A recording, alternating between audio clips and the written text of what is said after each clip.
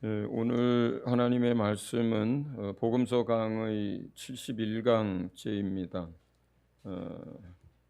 말씀은 요한복음 11장 전체의 말씀입니다. 길긴 하지만 그래도 우리가 좀 함께 볼 필요가 있어서 전체를 다 본문으로 택했습니다. 한꺼번에 읽지는 않고요. 우리 주제별로 설교를 진행하면서 그 부분을 읽도록 하겠습니다. 먼저 요한복음 11장 1절에서 16절까지의 말씀을 한 절씩 교독하도록 하겠습니다.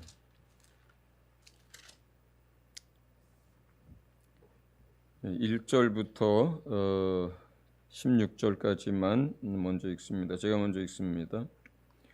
어떤 병자가 있으니 이는 마리아와 그 자매 마르다의 마을 베다니에 사는 나사로라.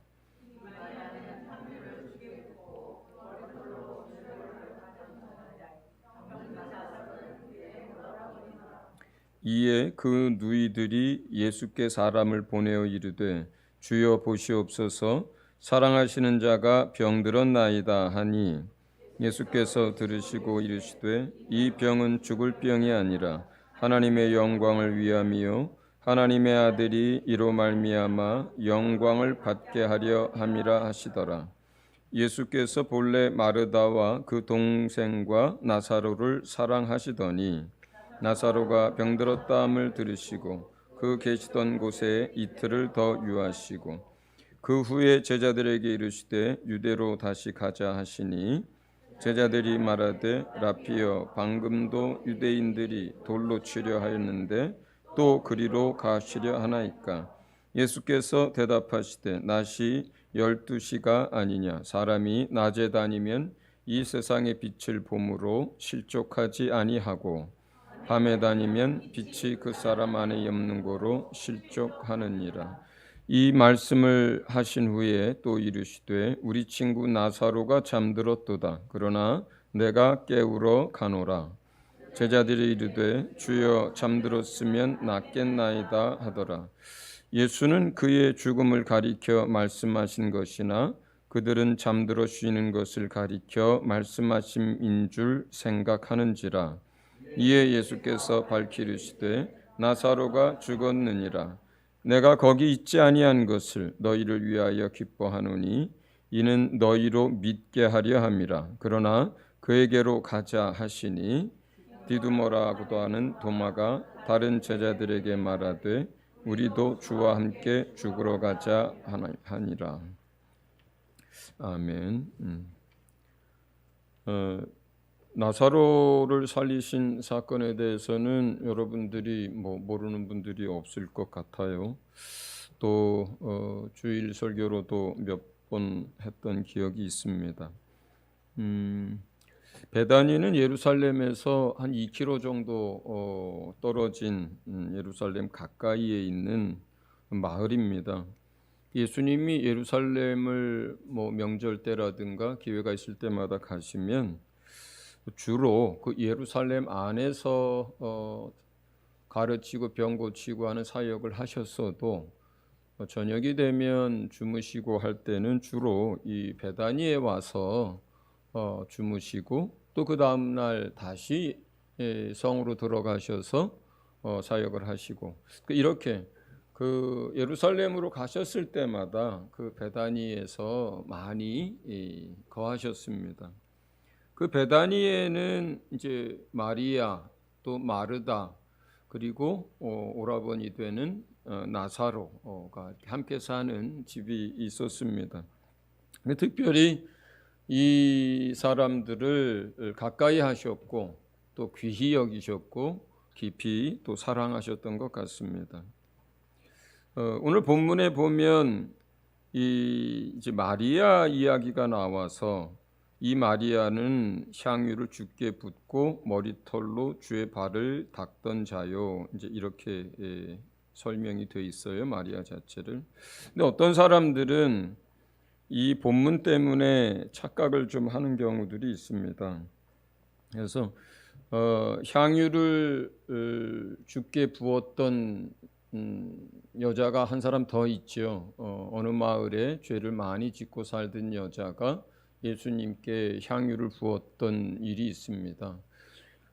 지금 여기는 마치 지금 나사로를 살리기 전에 그 사건이 있었던 것처럼 기록이 되어 있기 때문에, 그래서 그 죄 많은 여자가 마리아였다라고 얘기하는 사람도 있고 실제로 설교를 하시는 분들도 있습니다. 그런데 그 죄 많은 여인 마리아와 이 마리아는 서로 다른 사람이에요. 그런데 왜 11장에서 마리아를 설명할 때 과거형으로 이렇게 설명을 했었냐면, 이게 현재 일어나고 있는 일들을 설명하고 있는 글이 아니라 예수님이 죽으시고 부활하시고 나서 오랜 세월이 지나고 나서 후에 예수님의 행적과 공생에 대해서 기록을 하고 있는 것이기 때문에, 그 마리아가, 물론 향유를 붓던 일은 이 사건 이후에 일어나는 일이지만 그 마리아가 그 향유를 부었던 그 마리아다라고 뒤에 있는 사건을 끌어다가 설명한 거예요. 오늘 일어나는 일이 아니라 수십 년 후에 이 일을 기록하기 때문에 그렇습니다. 나사로가 병이 들었어요. 아주 심한 중병이 들었습니다. 그래서 이제 잠시 예루살렘에 오셨다가 다시 이제 그 자리를 피해서 다른 동네에 가 계신 예수님에게로 사람을 보냅니다. 사람을 보내서 나사로가 병들었으니까 와서 고쳐주십시오 이렇게 간청을 하는데, 다른 때 같으면 고쳐주실 생각이시면 바로 출발을 해서 고쳐주시거나 아니면 서두르거나 하십니다. 그런데 지금 예수님은 그 이야기를 듣고 계시던 곳에 이틀을 더 머무셨다라고 기록이 되어 있어요. 그리고 나서 또 베다니로 가는데 급하게 서두르지도 않습니다. 그래가지고 정작 이 베다니에 나사로를 위해서 도착하셨을 때는 그 사이에 이미 나사로는 죽고 사흘이나 지난 상태에 이 베다니에 도착을 하십니다. 4일이나 지난 상태에 병들어서 심한 중병에 걸린 상태에 있는데 일부러 이틀을 더 계시던 곳에 머물다가 천천히 출발해서 죽은 지 4일이나 됐을 때 베다니 도착합니다. 자, 이것은 굉장히 전체 흐름 속에서 중요한 어떤 것들을 암시를 합니다. 고의로 그렇게 하셨어요. 일부러 그렇게 하셨습니다. 죽기를 기다리신 거예요. 기다렸을 뿐만 아니라 살이 썩어 문드러져서 냄새 날 때까지 일부러 지체하신 거예요. 자, 이 일부러 고의로 그렇게 지체하셨다라고 하는 사실을 일단 여러분 머리에 두세요. 왜 그렇게 하셨는지가 또 계속되는 요 설명 속에서 나옵니다.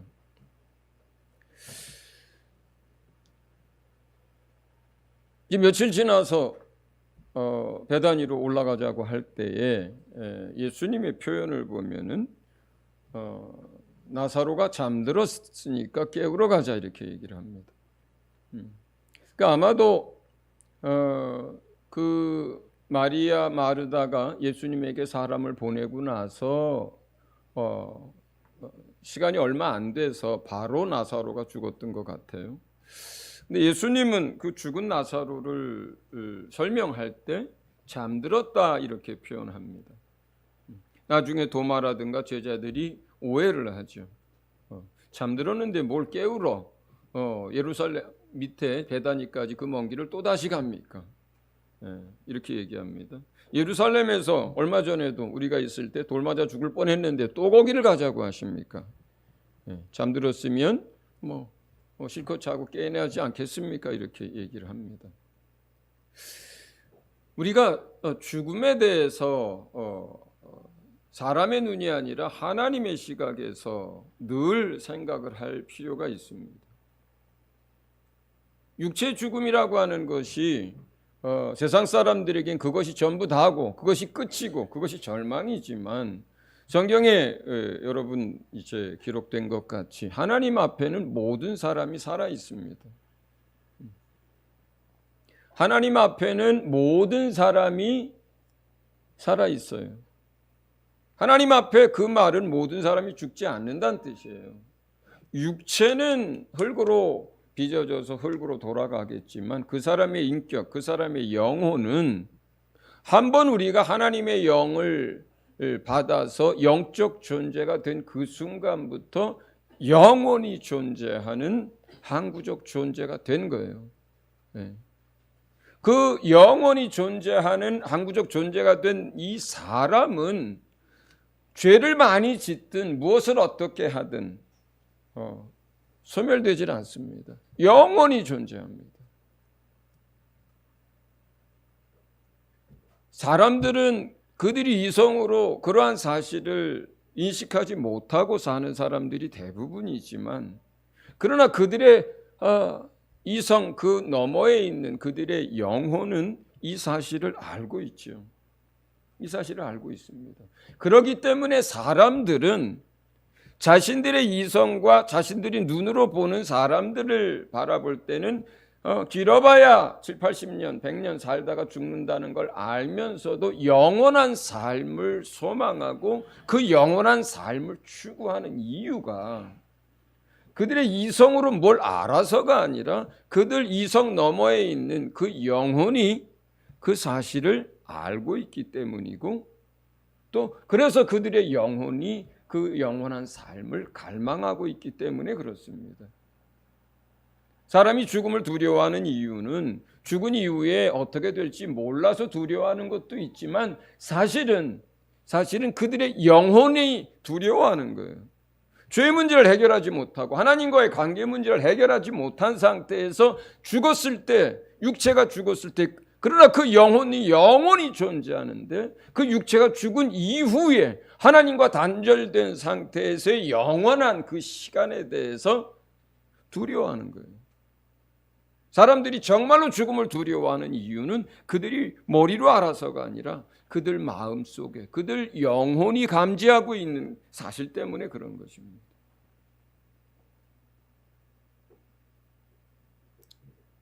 제자들이 그렇게 얘기할 때 예수님은 사실을 이야기합니다.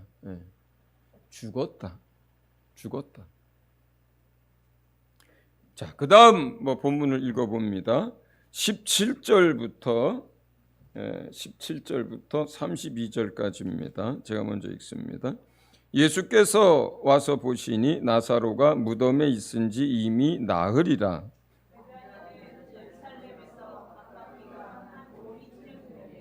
많은 유대인이 마르다와 마리아에게 그 오라비의 일로 위문하러 왔더니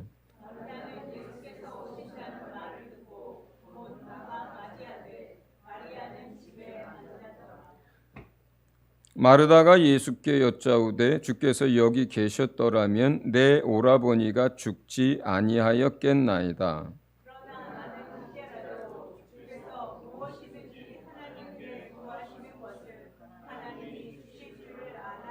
예수께서 이르시되 내 오라비가 다시 살아나리라. 마르다가 이르되 마지막 날 부활 때에는 다시 살아날 줄을 내가 아나이다. 예수께서 이르시되 나는 부활이요 생명이니 나를 믿는 자는 죽어도 살겠고 무릇 살아서 나를 믿는 자는 영원히 죽지 아니하리니 이것을 내가 믿느냐. 이르되 주여 그러하외이다. 주는 그리스도시요 세상에 오시는 하나님의 아들이신 줄 내가 믿나이다. 이 말을 하고 돌아가서 가만히 그 자매 마리아를 불러 말하되 선생님이 오셔서 너를 부르신다 하니 마리아가 이 말을 듣고 급히 일어나 예수께 나아가매 예수는 아직 마을로 들어오지 아니하시고 마르다가 맞이했던 곳에 그대로 계시더라. 마리아와 함께 집에 있어 위로하던 유대인들은 그가 급히 일어나 나가는 것을 보고 곡하러 무덤에 가는 줄로 생각하고 따라가더니 마리아가 예수 계신 곳에 가서 배웠고 그 발 앞에 엎드려 이르되 주께서 여기 계셨더라면 내 오라버니가 죽지 아니하였겠나이다 하더라. 예수께서 그가 우는 것과 또 함께 온 유대인들이 우는 것을 보시고 심령에 비통히 여기시고 불쌍히 여기사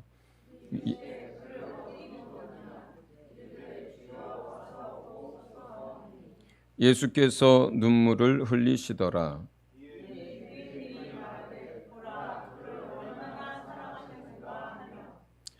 예, 거기까지만 먼저 읽겠습니다.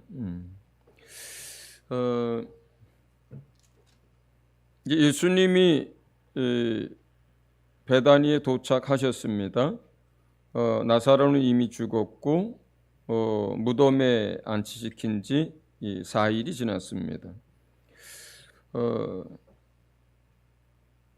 지금 이때는 6월절이 며칠 안 남은 때예요. 6월절이.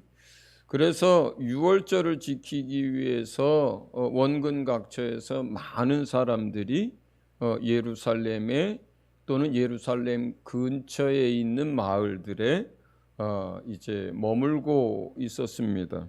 뭐 아는 사람 집에 머물기도 하고 뭐 여인숙에 머물기도 하고 또 많은 사람들이 이제 예루살렘과 근처 마을에 있었을 때입니다. 시기적으로 그러하다는 것이 또한 굉장히 중요한 해석의 요소가 됩니다. 다른 때 같으면 그렇게 많은 사람들이 모이지를 않았을 것이고 그냥 마르다, 마리아, 나사로가 알고 있는 사람들이 조문을 와서 그들이 이제 뭐 나사로가 사는 것을 경험케 되거나 하는 정도로 끝났겠죠, 사건은. 그런데 실제로 이때가 6월절을 바로 코앞에 두고 있었기 때문에 수많은 사람들이 모여 있을 때예요. 그리고 이제 조문을 위해서 많은 유대인들이 왔습니다. 근데 보통 유대인의 장례는 이제 사람이 죽으면 그날을 넘기지 않고 그날 장사를 합니다. 우리가 말하는 뭐 한국식의 장사가 아니라 그날 해지기 전에 시체를 무덤에다가 옮겨 놓습니다. 그리고 나서 죽은 날부터 7일 동안 고구를 하고 장례가 진행이 돼요. 그 7일 동안에 이제 사람들이 와서 조문을 하는 거죠. 보통 뭐 여러분들도 우리나라 장례 절차도 보면 이제 누가 소천하고 또 장례식장을 잡고 또 그날 장례를 준비하고 하다 보면 그 첫날은 조문객이 많습니까? 적습니까? 조문객이 적죠. 첫날은. 그리고 보통 3일장을 하죠. 그렇기 때문에 이제 3일째 되는 아침에는 발인들을 하니까 그날은 또 조문을 하기가 어렵습니다. 그러니까 둘째 날 조문들을 많이 합니다. 그렇죠? 그래서 사실은 우리가 아는 사람들이 장례가 나면 일정이 아주 급해요. 그 둘째 날 못 가면은 조문을 못 하는 경우들이 대부분이고 또 꼭 조문을 해야 될 사람들은 억지로라도 밤늦게라도 조문을 하고 그러죠. 그래서 요즘은 안 그러지만 옛날엔 밤 12시, 1시, 2시에도 사람들이 손님이 와서 뭐 밤을 이렇게 뭐 잠을 잘 못 자는 그런 일들도 많았습니다.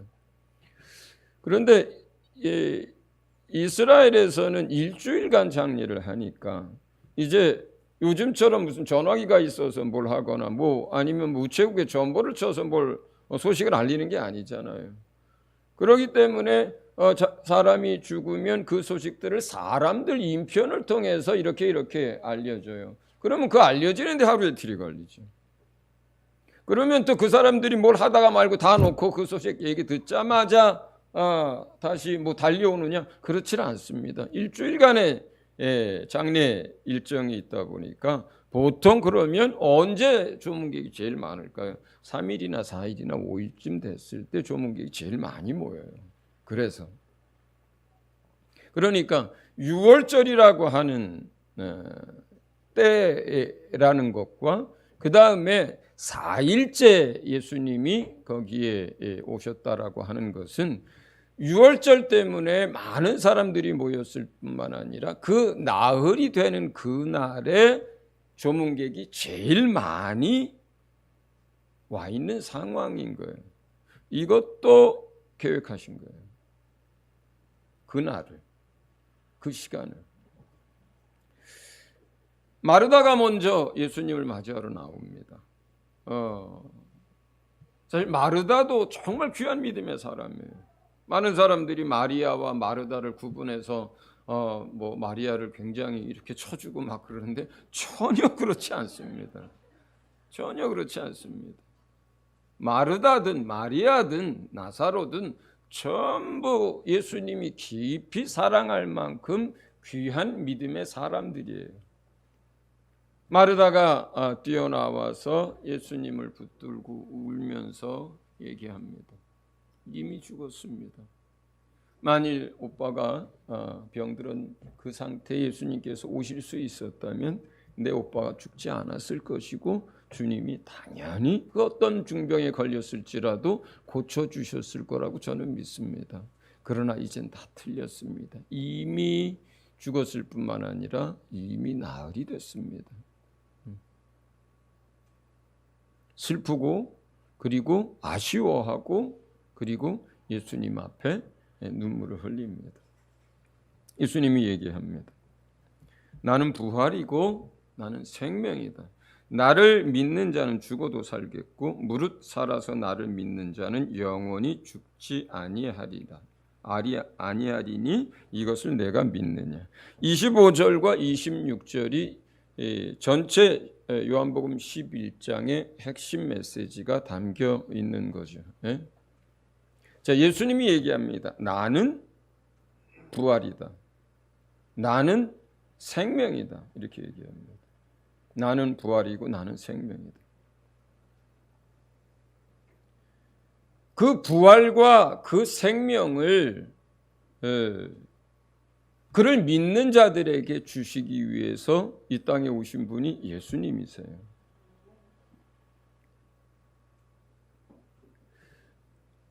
예수님이 부활이고 예수님이 생명이라면 그렇다면 그 예수님이 정말로 그 부활의 능력을 가지고 있고 예수님 안에 그 영원한 생명을 가지고 있다면 그것을 어떻게든 제자들에게 그것을 또 사람들에게 보여주기를 원하셨어요. 나타내 주기를 원했어요. 그렇게 해서 그들의 믿음을 돕기를 원하셨어요. 여러분, 작은 병이라도 예수님이 고치실 때 그것은 어떤 것을 의미하냐면 그에게 그러한 영원한 생명과 그리고 죽은 자라도 살릴 수 있는 부활의 능력이 있다는 것을 그 작은 별거 아닌 병을 고치는 그 일에도 사실은 그러한 것들이 내포되어 있는 거예요. 문둥병을 살릴 때, 남들이 고칠 수 없는 중풍병자를 일으킬 때, 사람들이 할 수 없는 소경의 눈을 뜨게 할 때, 그 모든 이적과 모든 하나님이 행하신 그 치료의 그 가장 그 맨 근본적인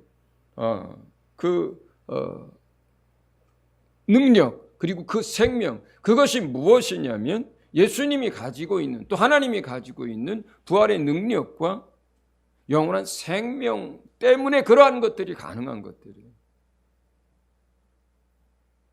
어떤 장기가 고장이 나서 썩어 문드러져요. 그런데 예수님이 손을 얹어서 낫습니다. 문둥병자들이 막 코가 떨어지고 손가락이 떨어지고 막 피부가 짓물러서 막 냄새가 납니다. 그런데 말씀으로 하시든지 손으로 얹든지 결국 그 안에서 일어나는 건 뭐예요?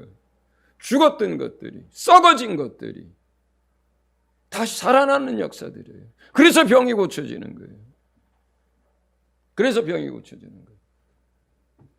예수님의 공생의 기간 내내 예수님은 그분의 이적과 그분의 모든 사역을 통해서 예수 안에 영원한 생명이 있다는 것과 예수를 믿는 자가 부활할 거라고 하는 그 부활의 능력에 대해서 예수님은 당신의 삶을 통해서 계속 말씀하셨어요. 계속 보여주셨어요. 계속 나타내 주셨어요. 그러다가 마지막에 결정적으로 그런 것들을 많은 사람들 눈에 보이게 하십니다. 그래서 나사로를 살리는 사건을 마지막에 두십니다. 그리고 그것이 그분의 공생의 기간 사역 중에 굉장히 중요한 의미들을 갖게 돼요.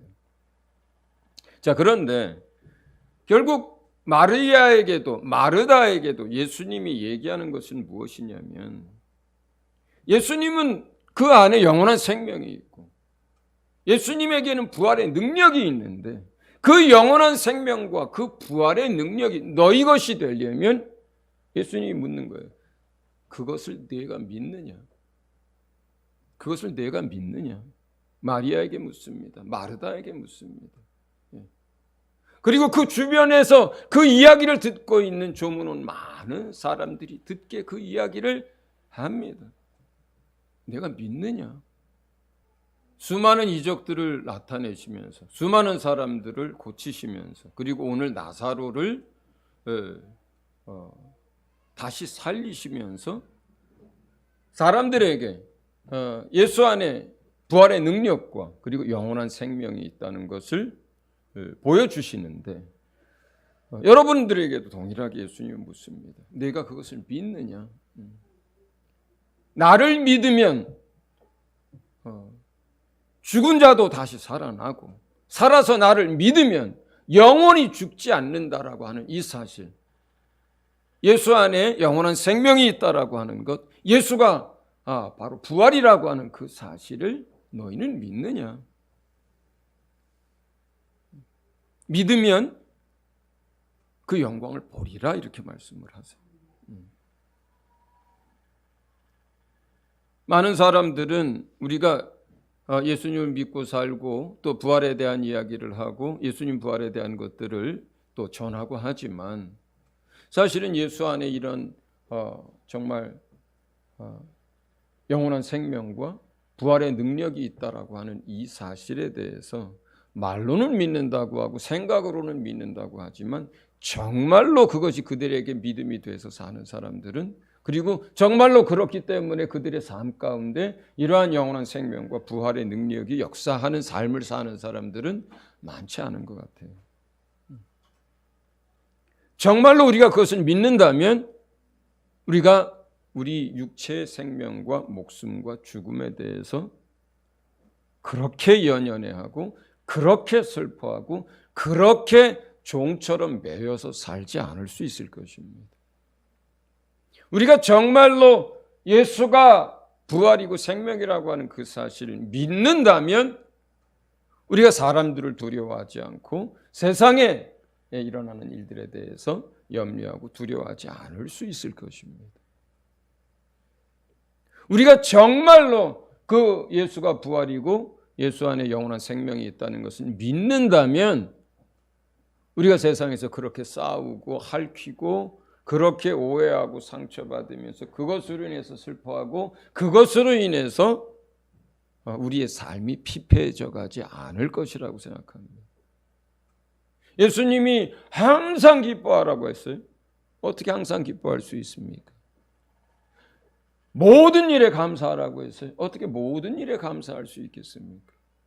항상 쉬지 않고 기도하라고 했어요. 어떻게 쉬지 않고 기도하는 삶을 살 수 있겠습니까? 우리의 삶이 이렇게 녹록지 않은데, 우리가 믿는 예수가 부활이고 생명이기 때문에 감사할 수 있는 것이고, 우리가 믿는 예수가 부활이고 생명이기 때문에 우리가 영원한 생명을 가졌기 때문에 기뻐할 수 있는 것이고, 이 땅에서의 삶이 잠시 잠깐 후면 훌쩍 다 지나갈 것이기 때문에 감사하고 기뻐할 수 있는 것입니다. 이미 우리 안에 그 부활의 능력이 있어서 이미 우리 안에 그 생명이 있기 때문에 그럴 수 있는 것입니다. 정말로 우리가 모든 일에 감사하고 항상 기뻐하고 무엇이나 기도할 수 있다면 저는 그 사람은 정말로 예수님이 내가 이것을 믿느냐 하시는 대로 예수가 부활이고 생명인 것을 믿을 뿐만 아니라 그러한 삶을 사는 사람이라고 저는 생각을 합니다. 그 다음 말씀을 좀 같이 읽어보겠습니다. 38절부터 있죠. 제가 먼저 읽겠습니다.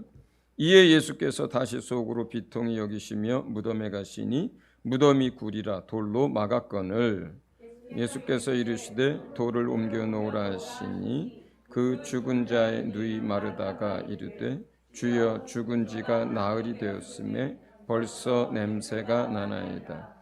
예수께서 이르시되 내 말이 내가 믿으면 하나님의 영광을 보리라 하지 아니하였느냐 하시니 돌을 옮겨 놓으니 예수께서 눈을 들어 우러러 보시고 이르시되 아버지여 내 말을 들으시는 것을 감사하나이다.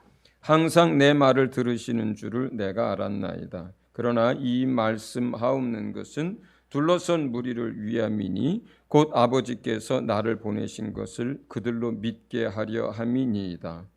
이 말씀을 하시고 큰 소리로 나사로야 나오라 부르시니 죽은 자가 수족을 배로 동인 채로 나오는데 그 얼굴은 수건에 쌓였더라. 예수께서 이르시되 풀어놓아 다니게 하라 하시니라.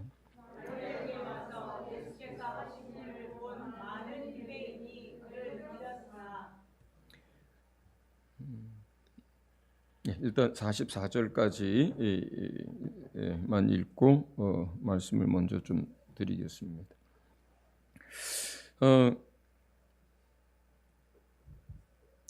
일부러 4일이라고 했습니다.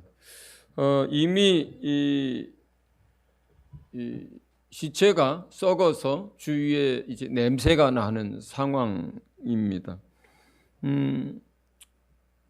예수님이 하나님께 기도하고 나사로야 나오라라고 외치셨을 때 우리가 성경에 기록된 대로 온 몸을 배로 동이고 얼굴을 수건으로 덮여진 상태에서 나사로가 이제 동굴 밖으로 나옵니다.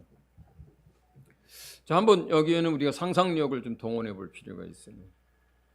그 상황을 한번 머리에 좀 그려 보시기 바랍니다. 회당장에 따른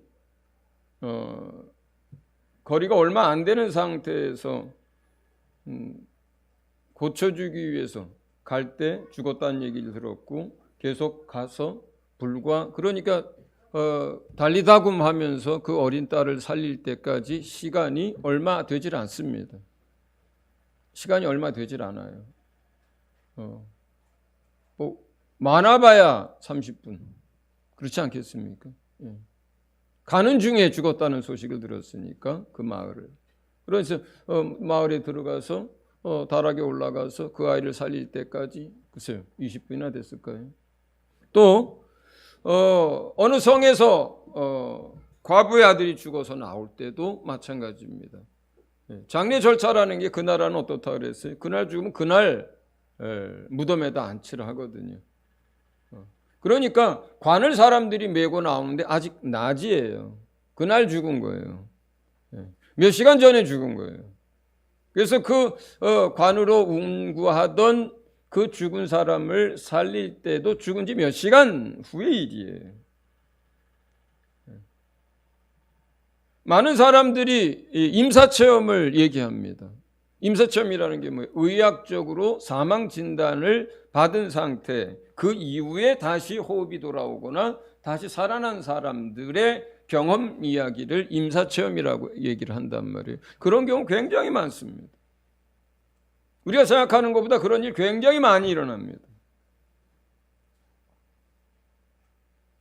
그런데 지금 예수님은 일부러 4일이 지나도록 기다렸어요.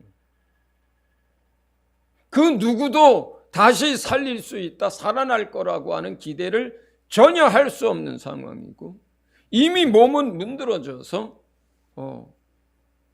썩은 내가 나요. 그나마 그 나라가 건조한 지역이기 때문에 며칠 걸리지. 예를 들어서 대한민국에서 한여름에 옛날에 장례를 지낼 때는 제일 큰 방 맨 위에다가 병풍 치고 그 뒤에다가 시신을 놨거든요. 여러분 혹시 그거 보신 적 있어요? 저희 할머니 돌아가셨을 때, 할아버지 돌아가실 때 다 그렇게 장례를 치르는데 여름에 장례 치르면요 하루만 지나도요 그 밑에서 물이 고여요. 정말 그렇습니다. 그렇게 빨리 부패해요 사람의 몸이라고 하는 게. 4일이 지나서 모든 사람들이 시체 썩는 냄새를 맡을 수 있을 만큼의 상황입니다. 그런 상황이면은 이게 지금 다 문드러지고 막 이런 썩는 상황인데 그러한 상황에서 온몸을 배로 동인 채로 걸어 나오고 있는 거예요. 얼마나 놀랬겠어요. 얼마나 놀랬겠어요. 얼마나 충격들을 받았겠어요. 가족만 충격을 받았겠어요. 나사로를 알고 있는 조문은 수많은 사람들 눈앞에서 이 일이 벌어진 거예요. 대낮에 공개적으로 많은 사람들이 증인처럼 둘러선 상태에서 이거 전부 다 예수님 계획하신 겁니다. 이 상황을 전부 다 연출하고 계신 거예요. 그냥 그 회당장의 딸처럼 조용히 무덤 도를문을 옮겨놓고 마리아 마르다 데리고 들어가서 제자 2-3명 더 데리고 들어가서 동굴에 들어가서 나사로야 일어나라 해도 일어납니다. 다른 날 죽어서 아니면 일찍 와서 죽자마자 와서 조문객이 오기 전에 가족들이 보는 앞에서 살릴 수도 있습니다. 그런데 일부러 수많은 사람들이 보는 상태에서 멀찌감치 서서 큰 소리로 나사로야 나오라고 이렇게 외치는 거예요. 수많은 사람들이 그걸 보아야만 합니다. 목격을 해야만 합니다. 예수님의 계획은.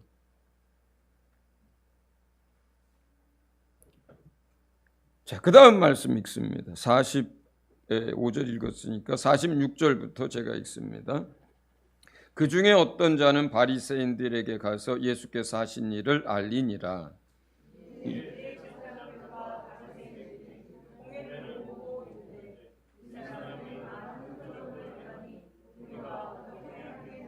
만일 그를 이대로 두면 모든 사람이 그를 믿을 것이요 그리고 로마인들이 와서 우리 땅과 민족을 빼앗아 가리라 하니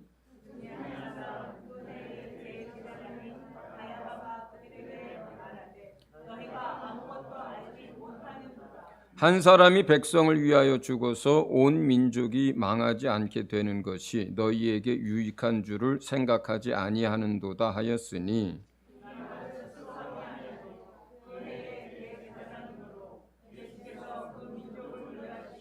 또 그 민족만 위할 뿐 아니라 흩어진 하나님의 자녀를 모아 하나가 되게 하기 위하여 죽으실 것을 미리 말함이러라. 그러므로 예수께서 다시 유대인 가운데 드러나게 다니지 아니하시고 거기를 떠나 빈들에 가까운 곳인 에브라임이라는 동네에 가서 제자들과 함께 거기 머무르시니라. 유대인의 명절이 가까움에 많은 사람이 자기를 성결하게 하기 위하여 유월절 전에 시골에서 예루살렘으로 올라갔더니 그들이 예수를 찾으며 성전에 서서 서로 말하되 너희 생각에는 어떠하냐? 그가 명절에 오지 아니하겠느냐 하니 이는 대제사장들과 바리새인들이 누구든지 예수 있는 곳을 알거든 신고하여 잡게 하라 명령하였음이러라.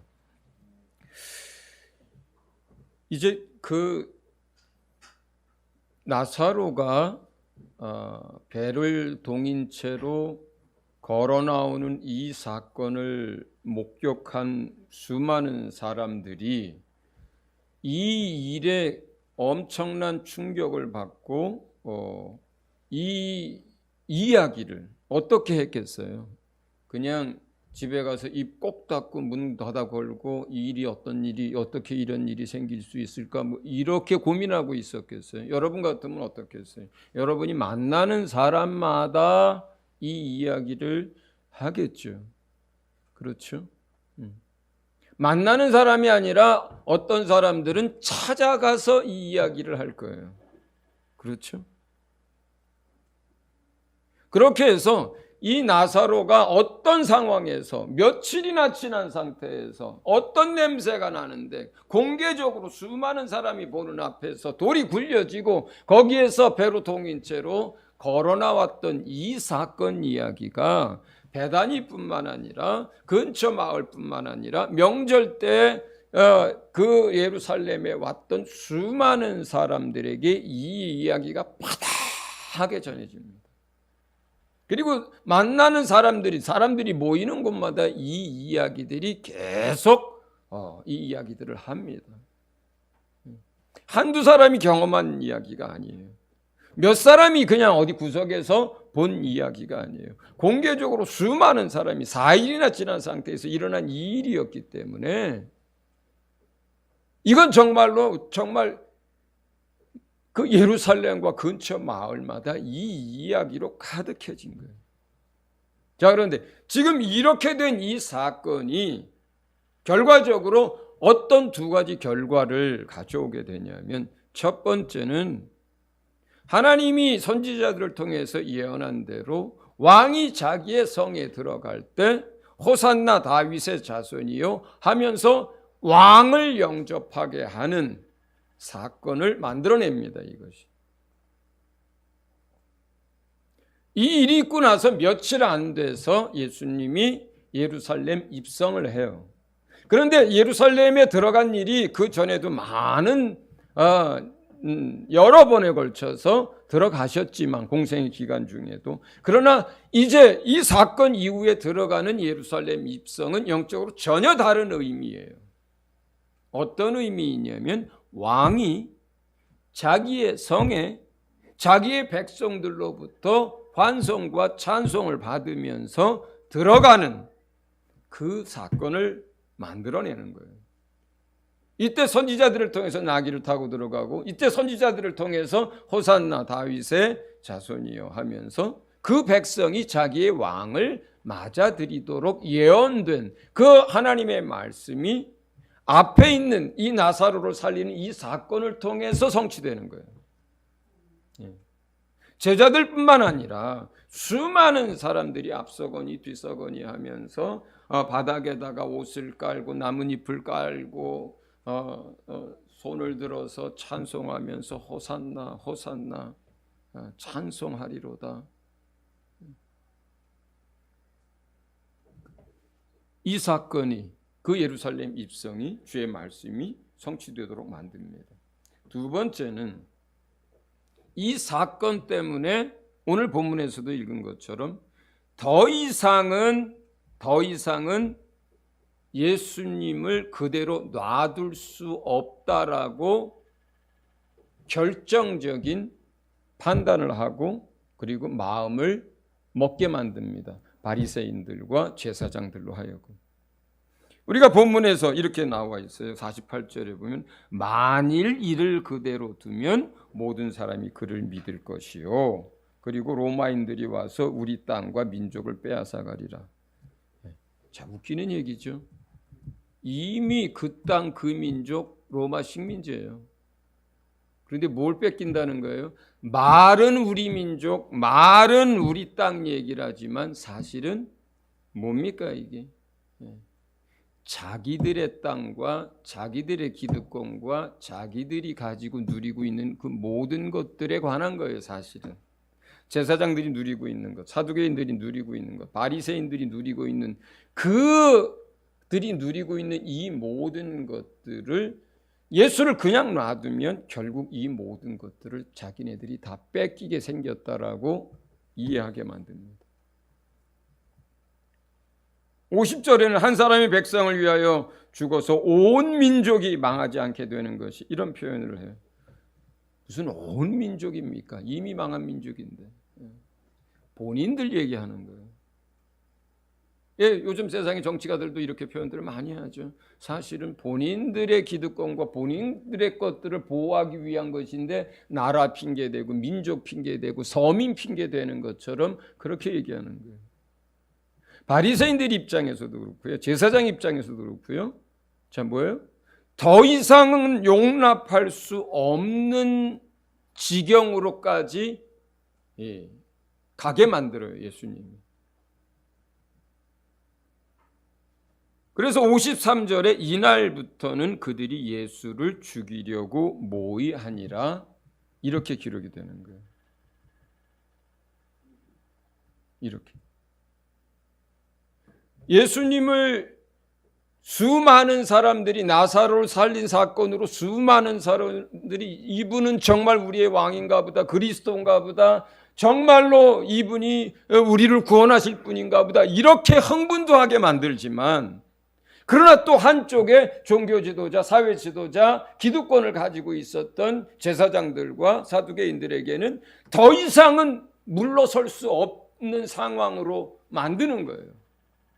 그래서 그들이 더 이상 이 사람을 용납할 수 없다, 더 이상 이 사람을 가만둘 수 없다, 이 사람을 가만뒀다가는 우리가 가진 모든 것들을 다 빼앗기고 우리가 하는 모든 일이, 뭐라 그래요? 실제로 예루살렘 입성할 때 그 사건을 보고 제사장들이 뭐라고 얘기합니다. 보라, 온 세상이 저를 쫓는도다, 우리가 하는 일이 다 쓸데없이 되었도다, 이렇게 얘기하거든요.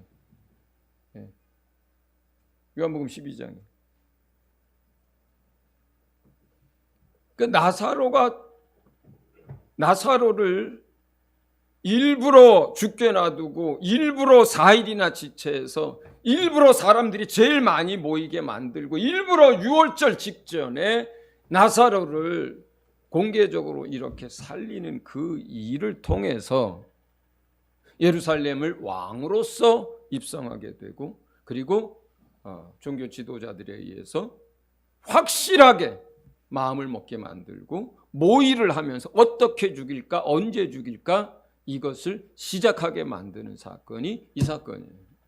자, 그렇다면 우리는 이 나사로를 살린 사건이 예수님의 공생애 중에서 어떤 의미를 갖는지를 생각해 봐야 합니다.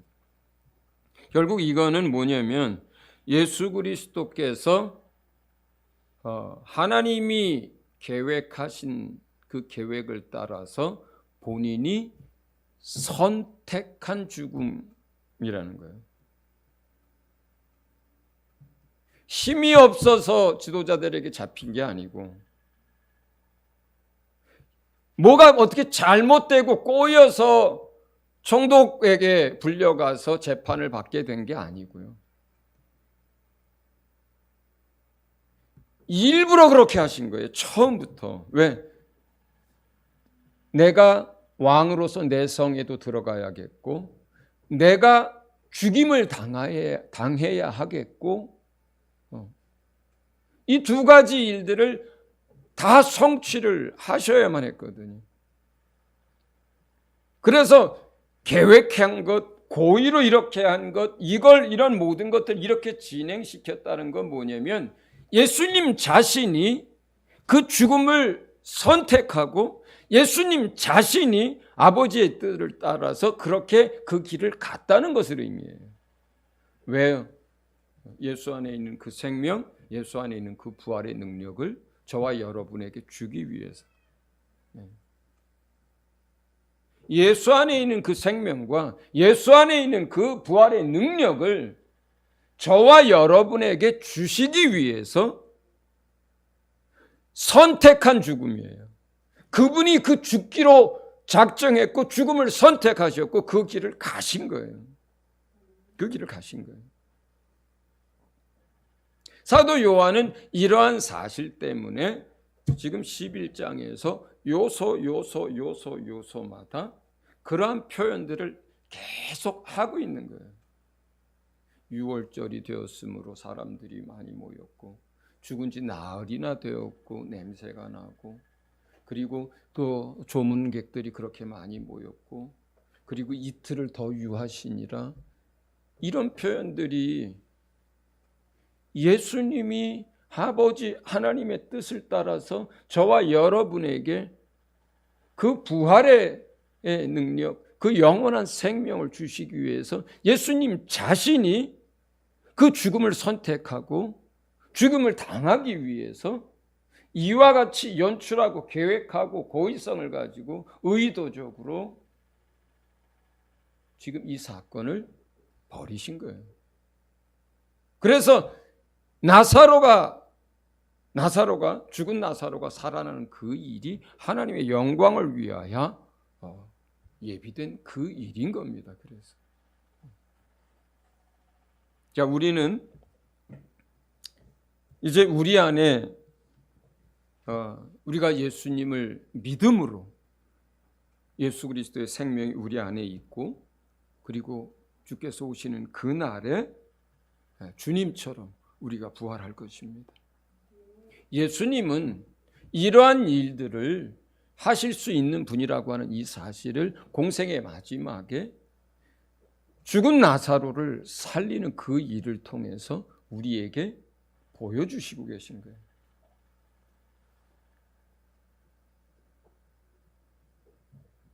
그 죽은 나사로를 살리는 그 일을 통해서 내가 정말로 부활이고, 그리고 내가 생명이라고 하는 이 사실, 그리고 나를 믿는 자에게 그 부활과 영원한 생명으로 말미암는 완전한 부활이, 예수님이 부활하신 것처럼 그렇게 부활할 거라고 하는 이 사실을 오늘 이 나사로 사건을 통해서 보여주고 계시고, 그리고 예수님이 계획하고 선택적으로 대속의 죽음을 죽으셨다라고 하는 그 은혜를 오늘 우리에게 나타내고 계십니다. 우리가 이러한 예수님의 선택과 예수님의 죽음과 예수님의 은혜를 입어서 우리 안에 부활의 생명을 갖게 된 것입니다. 할렐루야. 같이 기도합시다. 우리에게 이러한 이제 영원한 생명과 또 부활에 대한 약속을 주신 것에 대해서 감사하고, 우리가 이것을 믿음으로 우리가 믿음의 삶을 이 땅에서 사는 날 동안에 그 생명과 그 능력을 누리며 살 수 있게 해달라고, 또 그 은혜에 대하여 다시 한번 감사하며 기도하겠습니다.